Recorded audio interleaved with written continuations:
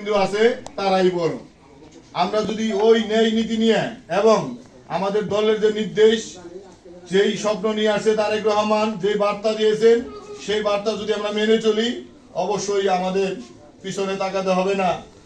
আমাদের সেই আমরা সুন্দর বাংলাদেশ উপহার দিতে পারবো। অতএব কইলের ইউনিয়ন আমাদের প্রাণপ্রিয় নেতা সেই খন্দকার আব্বাস পাক ভাই ইতিমধ্যে ঘোষণা দিয়েছেন, কোনো নেশাখোর, কোনো চাঁদাবাজের, কোনো নবাবগঞ্জে ঠাঁই হবে না।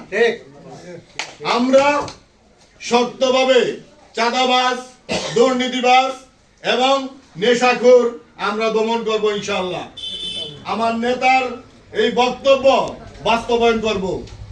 কারণ যদি একজন নেশাখোর, সেই ক্ষেত্রে যদি আমার ভাই হয়, আমার সন্তান হয়, আমার দায়িত্ব সেই নেশাখোররে শাসন করা এবং নিজের কন্ট্রোলে নিয়ে আসা। যাই হোক, আমি আর বক্তব্য দীর্ঘায়িত করব না। আমাদের সামনে উপস্থিত আছেন সম্মানিত সিনিয়র নেতৃবৃন্দ।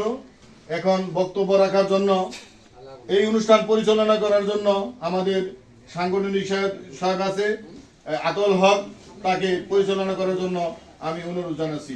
আসসালামু আলাইকুম, বাংলাদেশ জিন্দাবাদ। বিসমিল্লাহির রহমানির রহিম। উপস্থিত আজকের এই সভাপতি উপস্থিত আছেন ওয়ার্ডের সম্মানিত সভাপতি, সাধারণ সম্পাদক, সিনিয়র সভাপতি সহ আমার নেতৃবৃন্দ। আজকে আমরা সকলেই অন্তত সুখবর্তমানে সবাই